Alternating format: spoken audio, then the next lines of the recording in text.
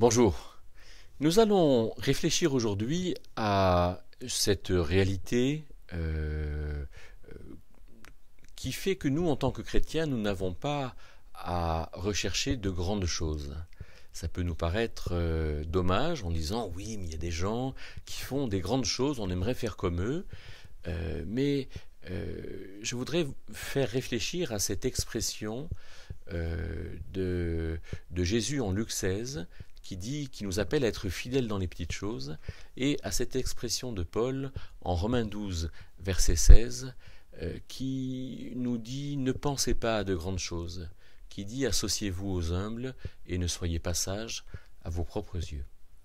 Alors quel intérêt pourrait avoir cette position finalement que Paul soutient avec fermeté dans cette parole de Dieu en Romains 12, 16. D'abord, Paul commence par dire dans ce verset 16, appuyez-vous sur des valeurs éprouvées. En grec, le verbe phronéo vient de phrène, le diaphragme, qui est cette chose sur laquelle la colonne d'air va s'appuyer, la respiration va s'appuyer, et phronéo, c'est finalement penser de manière juste, de manière vraie, de manière sûre, de manière approuvée. Ce que certaines personnes traduisent par « ayons ce sentiment-là », mais qui, à mon sens, manque un peu de précision. Appuyez-vous sur des valeurs éprouvées, approuvées. Et donc, Paul va, dans notre rapport aux autres, va parler de ces choses bien précises. Ne pensez pas à des grandes choses, mais associez-vous aux humbles, ne soyez pas sages à vos propres yeux. Ne pensez pas à des grandes choses.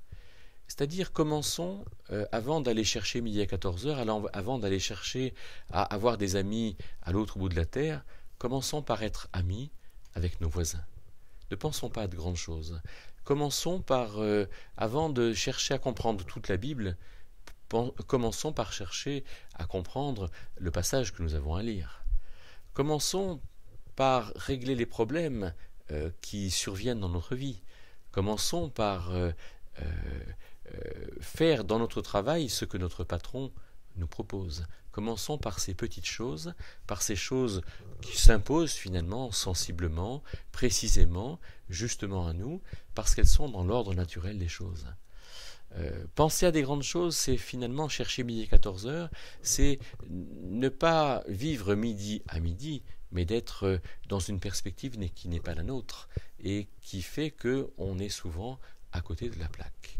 Ne pensez pas à de grandes choses. Ce sont les petites choses qui vont nous amener à des grandes choses. C'est la résolution des petites choses, notre rapport à nos enfants, notre rapport à nos parents, notre rapport à ceux qui ont autorité sur nous. Les professeurs, les enseignants, les patrons, les gens qui sont finalement dans une position qui est avant nous parce qu'ils ont compris des choses avant nous, parce qu'ils ont vécu avant nous, et soyons-nous fidèles dans ces petites choses, et nous verrons combien finalement cet exercice-là, cette mise en pratique des petites choses est important. Associez-vous aux humbles. Quand nous allons manger dans un groupe, à côté de qui voudrions-nous être ? Associez-vous aux humbles. Sachons rentrer en relation avec les gens qui sont à côté de nous. Sachons être finalement à côté des gens qui sont dans le périmètre dans lequel nous vivons. Sachons vivre et sachons apprécier, estimer les circonstances dans lesquelles nous sommes et vivre pleinement dans cette circonstance-là toute la qualité que Dieu nous appelle à vivre. Associez-vous aux humbles, ne recherchons pas les grandes choses, mais recherchons le contact humain qui fera que finalement, dans ce contact humain, il y aura des choses qui se feront et peut-être qu'à un moment donné, de grandes choses pourront surgir. Ne soyez pas sages à vos propres yeux. que ce ne soit pas nos propres critères qui donnent la sagesse à ce que nous faisons, mais recherchons finalement la sagesse de Dieu, alors peut-être chez les autres, peut-être chez nous, mais en tout cas soyons suffisamment humbles à l'égard de nous-mêmes, suffisamment méfiants à l'égard de notre capacité à dire c'est bien, c'est pas bien, ce qui fait que dans les petites choses, nous serons fidèles.